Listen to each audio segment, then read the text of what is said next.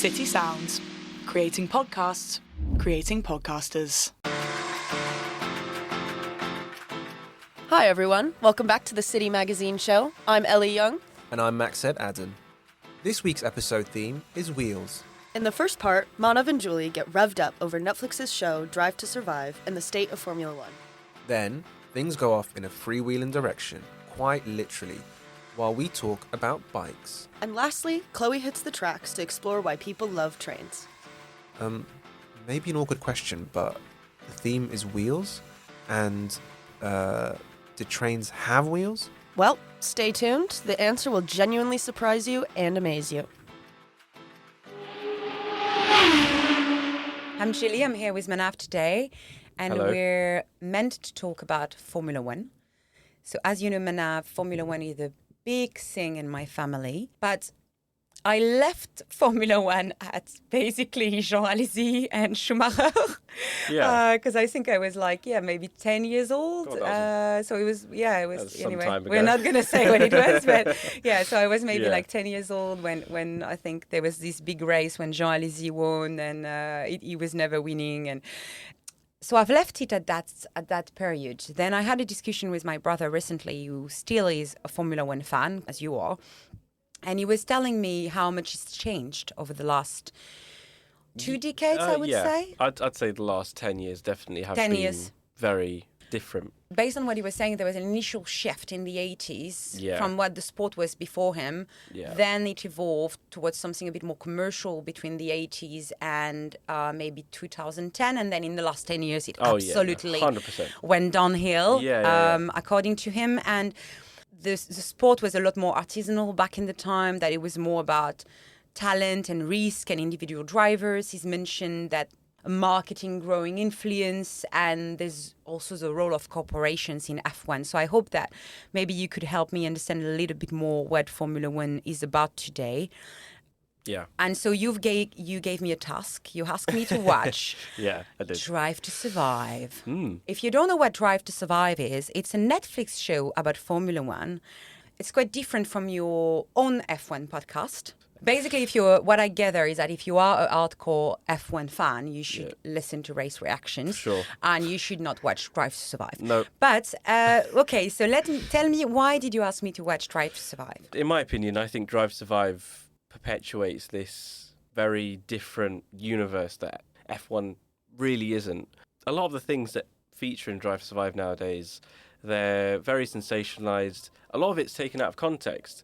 For example, there was I think an instance from the previous season, that bit was clipped where Max Verstappen is pretty angry, and the clip was from another race. So, they use, team radio. Clip. Yeah, they use the wrong clip. But to the untrained eye, there's this must be a rookie error, some editor's gone wrong. No, this is used to stir up a very fake narrative, because last year, there was a fight between Verstappen and Norris.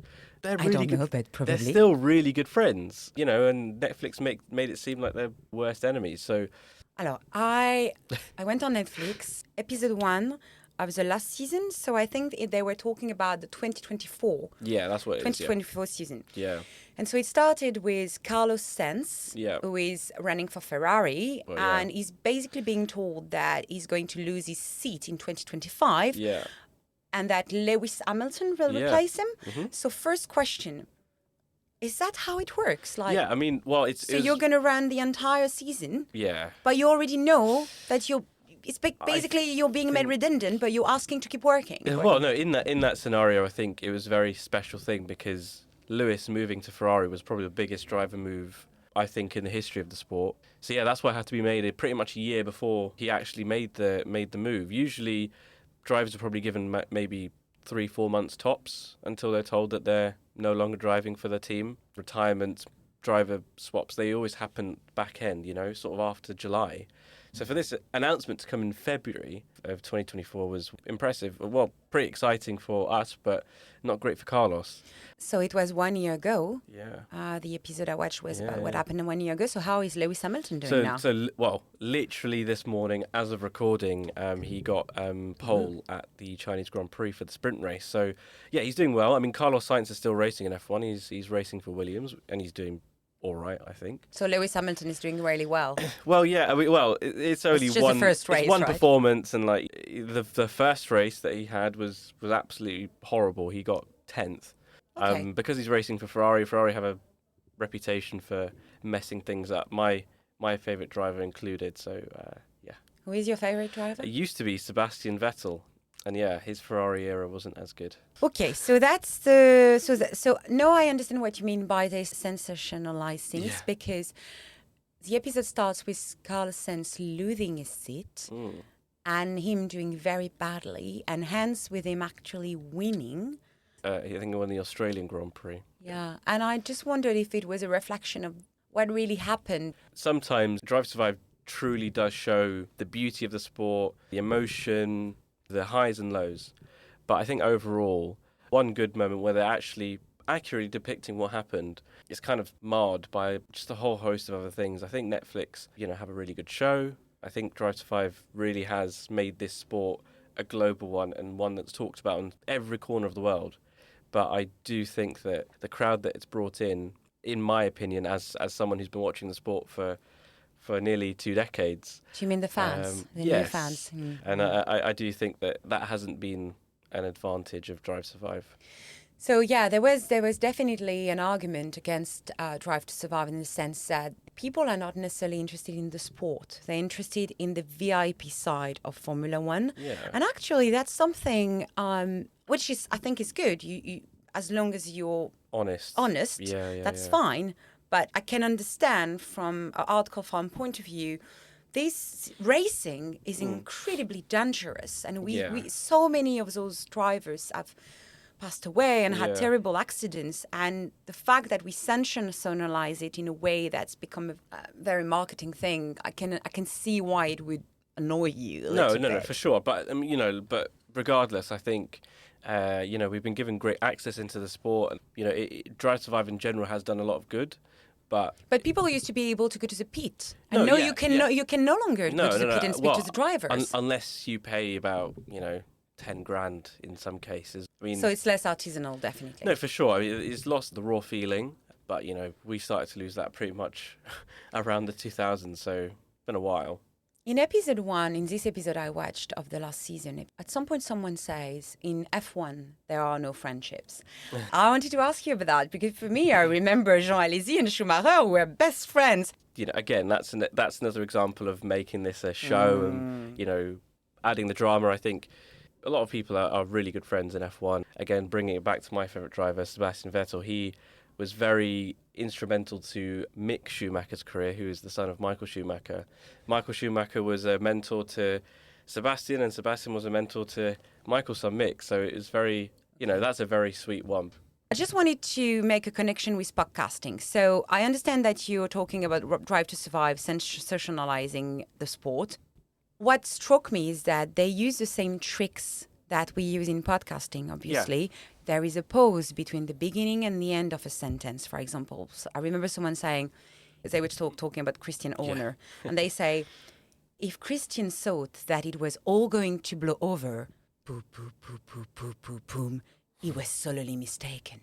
And then again, the same sentence was in between, they're weaving an audio clip. And there's those soundscape with ominous music. And I feel that we criticize it for a TV show, but we don't criticize podcast. Most of the podcasts that we listen to are using the same tricks, but we never say that it's trash audio.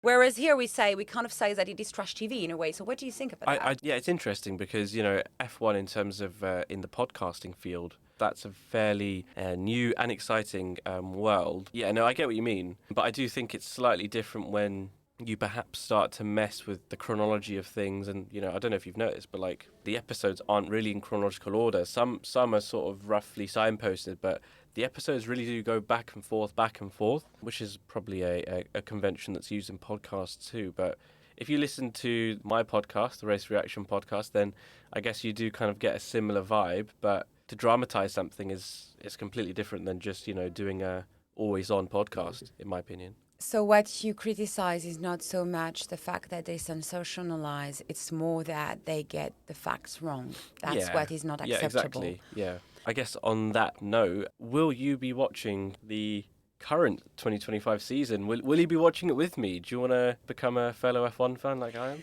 Well, you know what? I think I would quite like to reconnect with Formula One because for me, it's all about my childhood, my grandparents, the time we spent as a family, the champagne as well. To be cliche, no, but more seriously, I think I would love to watch some races. I would love to have a community of people who like it, and maybe I should start listening to race reactions. should. Because the more you know about a topic, the more you get into it, right? Yeah, I think I will. Okay, good. I'm glad that I've, finally converted someone to watch F1. But yeah, Julie, thank you so much for your time. Thank you. And can't wait to watch the next race. Watch the next race.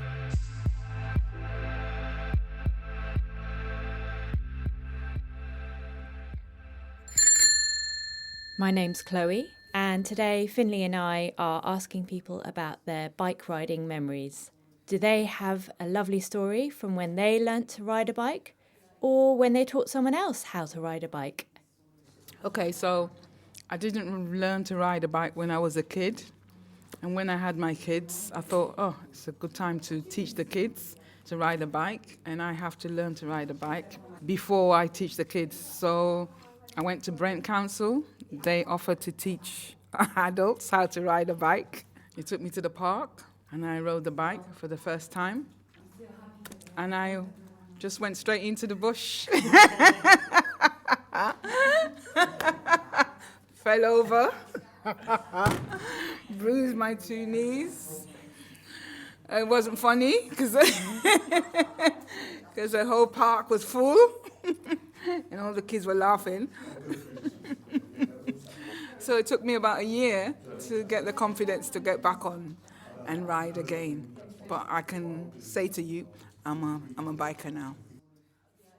And I was really bad at teaching my kids how to ride a bike. In fact, my son didn't learn to ride a bike until he was 10, because the COVID I'm using COVID as an excuse, but really it shouldn't be an excuse. So I ended up sending him on one of those cycling courses, like learn to ride in a day or something. And we arrived and it was a room full of 4 and 5-year-olds. So he was really unhappy, but he did learn to ride a bike. I didn't know how to ride a bike, and that was so embarrassing for a 10-year-old kid. So I just borrowed this very little bike, the bike for the kid, for like 5-year-old kid, and I was just basically riding through all the streets in my neighborhood. And then there was a pond next to me by that point, and I didn't notice that. I was in a race with my friends, and like trying to speed up everything, and then I fell into that pond, all wet, and I also broke the bike, which I have to pay for that. I mean, like a 10-year-old kid had to pay for a bike. I can still smell that pond. Like the scent of it is still lingering, like in my mind right now. Oh my God, you just make me remember it. So we're just heading outside to speak to some people on the street about learning to ride a bike. The phrase, it's like riding a bike, does not apply to me. I actually learned when I was maybe 4 or 5, and I remember having this pink 4-wheeled bicycle. But then I quit, I think, not that, I don't know, maybe when I was 6. And then that's it, never came back to it. Yeah. So I totally forgot the skill. I can see you riding on a little pig bike again through the streets of London. You think? So this is the thing, like through the traffic, I don't think I will ever brave it. Yeah. But for a ride in a park or somewhere not so crowded, I do want to be able to do that. Do you want to learn? We could teach you right now. Yeah? Okay, let's go. How are you feeling? I just know I can't do it. Nervous. PMA, positive mental attitude. All right, Laura. Okay. So, if you want to, step over there. No, so put your other leg over there. There we go. Mm-hmm. All right. So that. What we're going to do, I'm going to hold it, yeah? I'm going to be holding it. I'm going to hold it, and we're just going to get practice of just moving, okay? So there. You ready? No. So, okay, let's go back. Let's go back, yeah? And if you see what I do, yeah? you kick off with your left leg like that, and then the right pedal will come round. Right. So kick down with your left, and then the right one comes around. There you go. There you go. There we go. There we go. There we go. All right, let's stop. How are you feeling? Are you okay? Honestly scared for my life. Okay. We don't want that. Okay. I think that was pretty good though. First start. So 1, 2, 3. Kick down. There we go. Yeah, you're doing it. There we go. There we go. That's it. See, that's it. All right. You almost balanced right there. You were balancing right there. Are you starting to feel more confident? A little bit actually. So maybe I should keep going. Okay. Maybe I'll learn one day. I think you'll learn. Eventually, you'll get there. All right. Sorry Thank you about that. guys. No worries.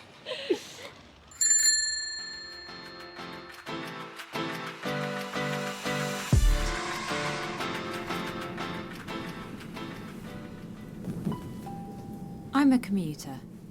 I spend approximately 12 hours a week on trains. I am very tired. I could probably write a revolutionary manifesto on what's wrong with trains and why commuting long distances isn't what it should be. But unlike me, there are people, many people, who love trains. And they don't just get excited by charming old locomotives. They like diesel tank engines and intercity electric trains. They like the grimy old workhorses that I get on every day. I want to find out why. So, on a Wednesday night, I'm heading to my local model railway club. It's held in a church hall, a brightly lit space with squeaky polished floors. There are tables with model railway scenes in various stages of completion set up around the room, manned by operators and modellers who range in age from 11 to their 70s. There are countryside and town scenes, markets and mill ponds with pin-sized ducks.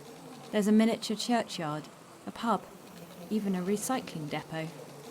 The detail is intricate. Tiny signal lights flash as toy trains whiz by. So could you just tell me your name, how long you've been a member for? Matthew, and I've been here for about, 7 or 8 years.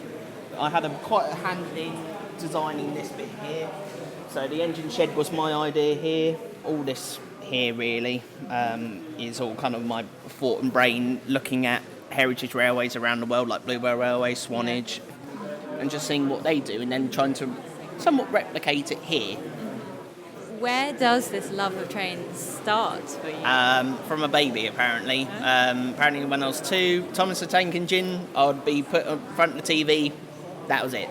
So I started collecting this when I was 13.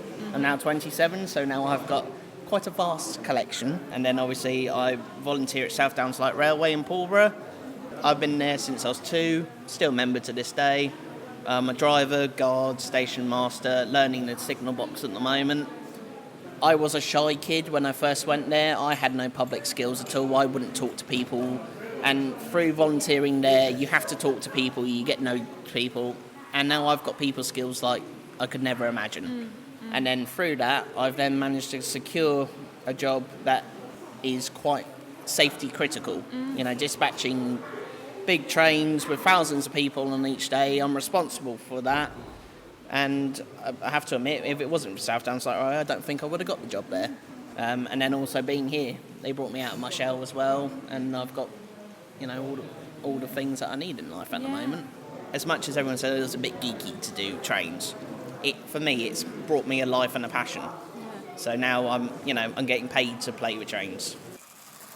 I'm Bob Montague, and I've been a member of the club for 7 months now. So you're a new member. I'm a newbie. How have you fitted in then? Lovely, great. Very friendly, good crowd. Hello, what's your name? Lee.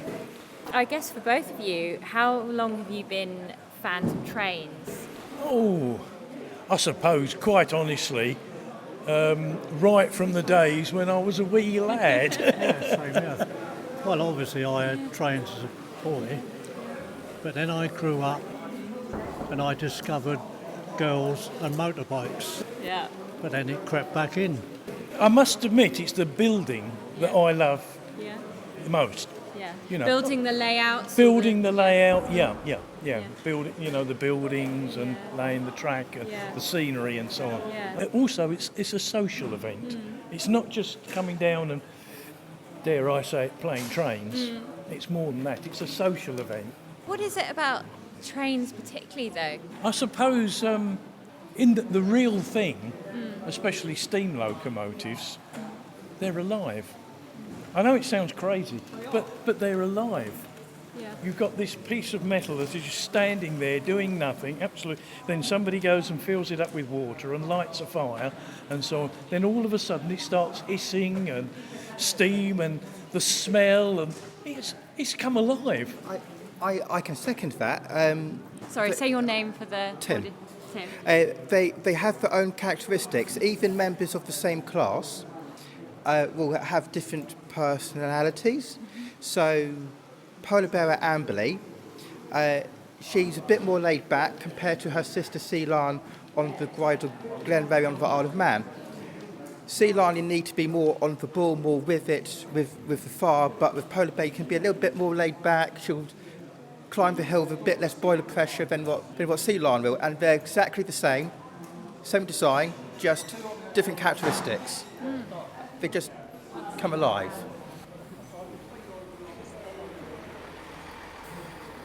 I love that last observation. I had never thought of trains in that way before. I like new perspectives. The Model Railway Club members aren't the only kinds of train enthusiasts. My friend Tim is a transport consultant, specialising in rail. I've always assumed he must know everything about trains, and so I'm heading to see Tim and his family. Naturally enough, I'm taking the train there. I'm not just talking to Tim. I'm also going to have a chat with 5-year-old Fergus and his mum Sarah. Mummy, you know there's actually electric Denmark Sweden train, and it's really noisy and it's really fast. Top Trumps, Yes. out of these, which is your favourite? It's my favourite train. Because your son has a lot of opinions about his He favourite. had a lot of favourites. This one, Yeah. this one.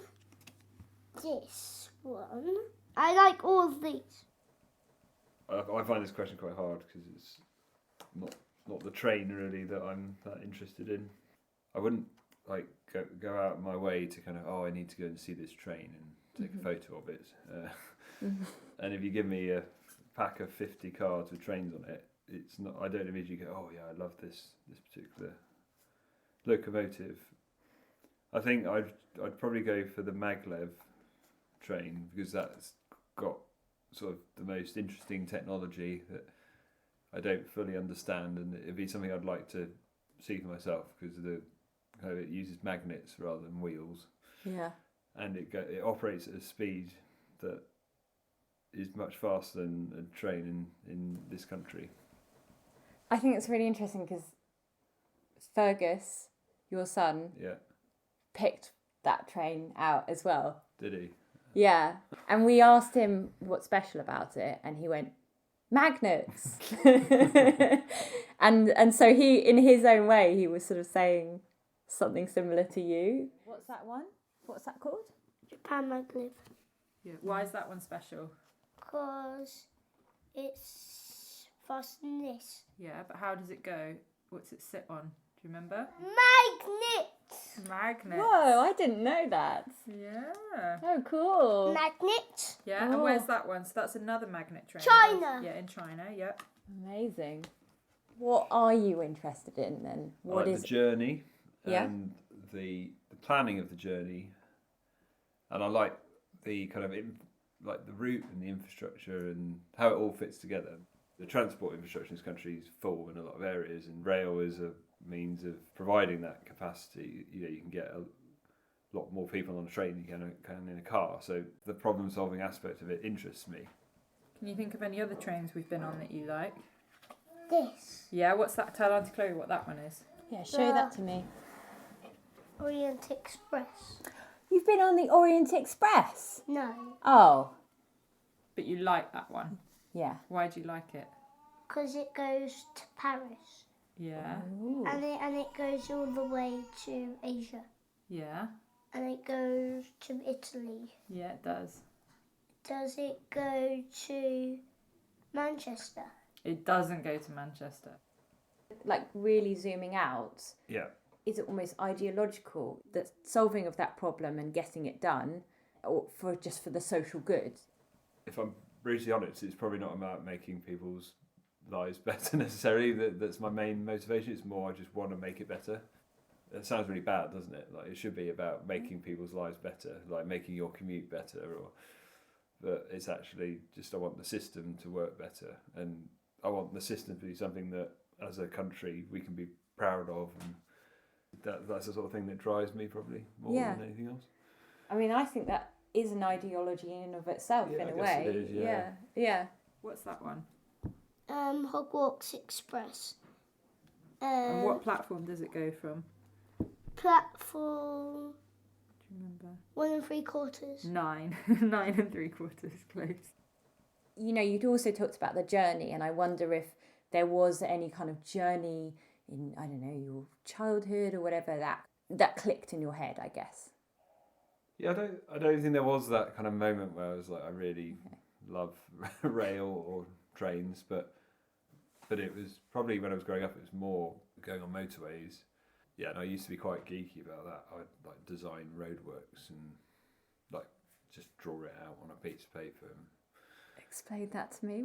What were you doing? I just like sketch out a motorway and then sort of draw roadworks, like layouts. And Have you seen Fergus do that sort of thing of like drawing what he sees in that way, or? He doesn't draw layouts, but he likes maps. He really likes maps and routes and that kind of thing. yeah, so that's another thing I've always really enjoyed maps. So there are photos of me around Fergus's age, about 5 years old, sat in the car with a map, like a road atlas open. Why do you like going on the train when we go to London? Because I like the trains. Yeah, and I only go on all the lines next weekend. we like the maps as well, don't we? So what kind of colours are there on the map in London? Black, grey, blue, red, yellow, green. Did either of you ever feel like you pushed him into, you know, even subconsciously, like giving him books or toys that reinforce that? I feel like you'll never know because some things are subconscious, and within your family unit you don't always realise if you're doing things differently to other people. But I do remember thinking when he was younger, I want to give him a wide range of toys and we'll see what he's drawn to. So from a young age he had a little kitchen and he had a doll and he had puzzles and he had a train set and he had cars, and he just always gravitated towards the vehicles. So like he does enjoy the other things, but we'd get notes back from preschool saying Fergus loves the cars or Fergus loves making roads, and I think that surprised me a bit because I thought, oh, that, you know, we've given him lots of different toys and still he seems to be drawn to those ones. I think I'm biased towards nature rather than nurture.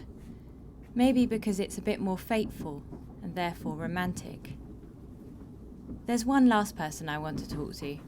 My friend Julie, who has some kind of intense fascination with trains in a very different way. So Julie, I mean, tell me about when you were young. Where does this love of trains come from? My earliest memory of this attraction dates back to when I was a little girl in primary school. I was on a school trip. I was going to go on a school trip and my parents told me, you're going to take the train. So I remember the excitement, the anticipation. I was really thrilled because usually we take the bus. When we arrived at the station, the train was a TGV, train à grande vitesse, which is a high-speed train in France. And I remember standing there looking at it, completely unimpressed. I was expecting a locomotive, a steam engine, something like straight out of an old movie. And instead, I got a sleek, modern machine which looked nothing like a train. Then a few years later, I was around 13 or 14 and I visited my brother in the US. We traveled to New England. And the highlight of the entire trip was not New York or Boston. It was a train museum somewhere.